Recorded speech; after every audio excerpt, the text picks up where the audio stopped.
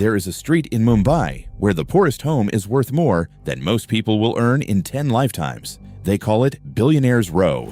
On this one road stands a tower 27 floors high. It has a garage for 168 cars, a ballroom, a 50-seat cinema, a room that makes it snow indoors. 600 people work inside it just to keep it running.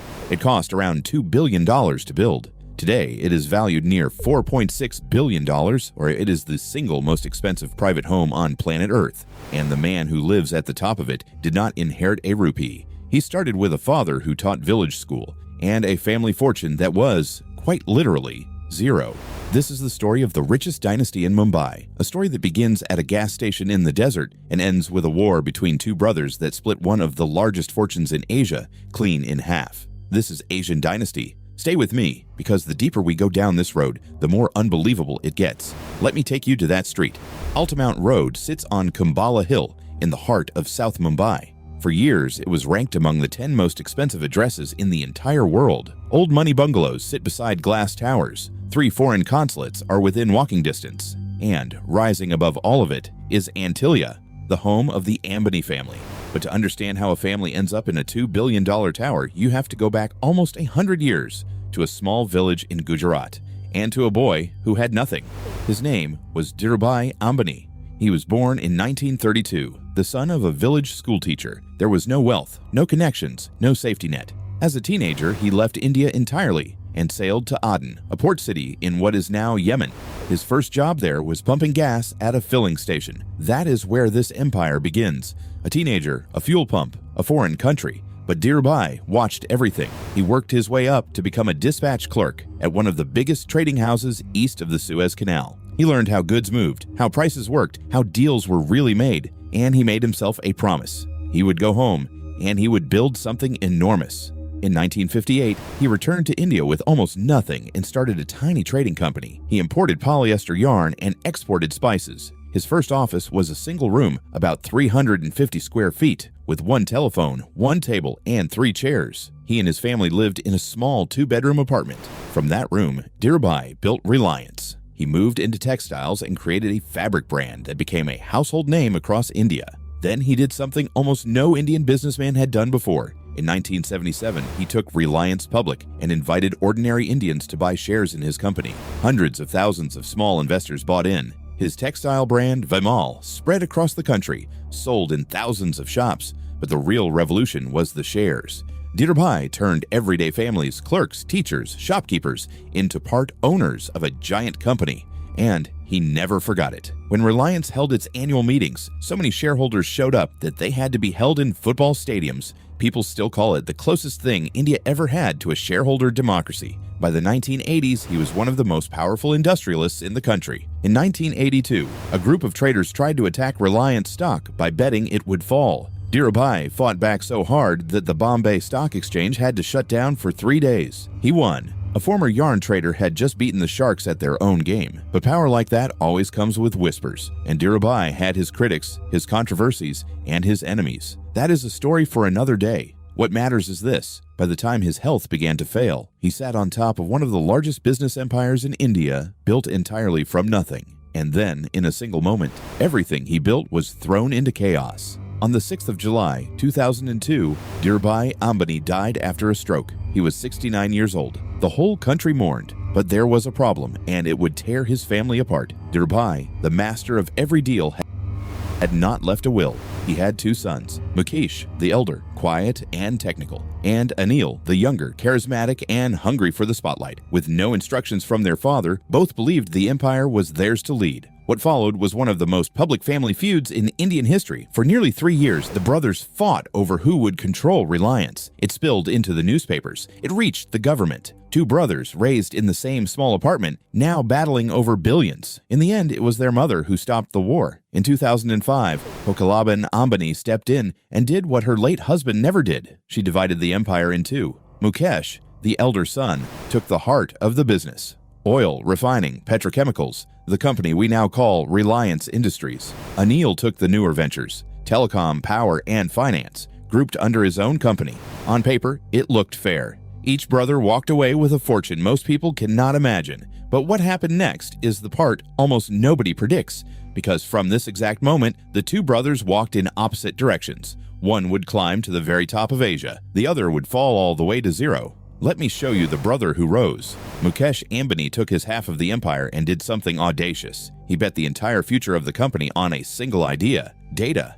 In 2016, he launched a mobile network called Jio, and he gave away something almost unheard of: months of free calls and free internet to hundreds of millions of Indians. Rivals thought he was insane. He was burning billions. But it worked. Jio detonated across India. Today, it has more than 500 million subscribers. It changed how an entire nation of over 1 billion people gets online. And in 2020, in the middle of a global pandemic, some of the biggest names in world technology poured tens of billions of dollars into Jio in a matter of weeks, betting on Mukesh's vision. Almost overnight, he had turned a risky gamble into one of the most valuable digital companies on the continent. On top of that, Mukesh built the largest retail business in India, kept the massive oil and chemicals empire running, and pulled in global investors. Reliance Industries today generates well over $100 billion in revenue. And Mukesh himself? As of 2026, he is the richest person in all of Asia, with a fortune estimated at more than $100 billion. The son of a schoolteacher now sits among the 20 richest human beings on the planet. Now let me show you the other brother. Anil Ambani took the flashier half of the empire, and for a while, he flew even higher than Mukesh. Back in 2008, Forbes ranked Anil among the 10 richest people in the entire world, worth around $42 billion. He was younger, he was glamorous, and he seemed unstoppable. And then it all came apart. Anil bet heavily on telecom and infrastructure and took on enormous debt. When his brother's company Jio flooded the market with cheap data, Anil's telecom business could not survive it. Project after project stalled. The debt kept growing. His companies began to collapse under their own weight. His stock prices crashed. Lenders came calling. The empire that once made him one of the 10 richest people alive was crumbling in slow motion, in full public view. By 2019, the fall was almost total. Anil's telecom company had gone bankrupt. He was dragged before India's Supreme Court over an unpaid debt to a foreign supplier, and the court warned him he could actually go to prison if he did not pay. And here is the twist that says everything about this family. In the final hours, the money that saved Anil from jail was reportedly arranged with the help of his brother Mukesh, the same brother he had gone to war with. Blood, in the end, was thicker than the feud. A year later in a courtroom, Anil Ambani stated that after all his debts, his net worth was effectively zero. Sit with that for a moment. 2 brothers, 1 father, 1 small apartment, 1 split. One rose to more than $100 billion. The other stood in court and said he had nothing. That is the razor's edge this dynasty lives on. Now let us go back to that tower on Billionaire Row, because the story is not finished. It is only being handed down. Antilia is not just a house. It is a statement. Named after a mythical island, it has 3 helipads, a private temple, a spa, a snow room, and floors where no two are alike. Not everyone loves it. The late Ratan Tata, another giant of Indian business, once said a home like that showed a lack of empathy for the poor living all around it. In a city where millions live in slums, the tower is as controversial as it is spectacular. Inside it lives the next generation. Mukesh and his wife Nita have 3 children. Akash, who now runs the Jio telecom empire. Isha, educated at Yale and Stanford, who leads the retail business. And Anant, the youngest, running the new energy push. In 2023, all 3 were placed on the board of Reliance. The succession has already begun. And in 2024, the family threw a wedding for Anant that the world could not stop watching. Estimates of its cost ran from $600 million to as high as $1 billion. Global pop stars were flown in and paid millions just to perform for a single night. It was, by many accounts, the most expensive wedding in modern history. That is the Ambani dynasty today. From a fuel pump in Aden to the most expensive home on earth in 3 generations. But remember the name of the street, Billionaire Row, because the Ambanis are not the only titans who live there. Just down the road stands Lincoln House, a 50,000 square foot heritage mansion once used as an American consulate, now owned by the family behind one of the largest vaccine makers in the world, reportedly bought for hundreds of millions of dollars. A little further sits the home of one of India's biggest steel dynasties. Other legendary families in cement, in textiles, in finance, keep bungalows and towers along the same short stretch of road. This single street may hold more concentrated wealth than almost any other address on the planet. And yet, look down from any of these towers, and you will still see the crowded, struggling neighborhoods of Mumbai pressed right up against the gates. That contrast, more than any number, is the real story of this city. So what is the real lesson buried in all of this? It is not the tower. It is not the wedding. It is the distance traveled.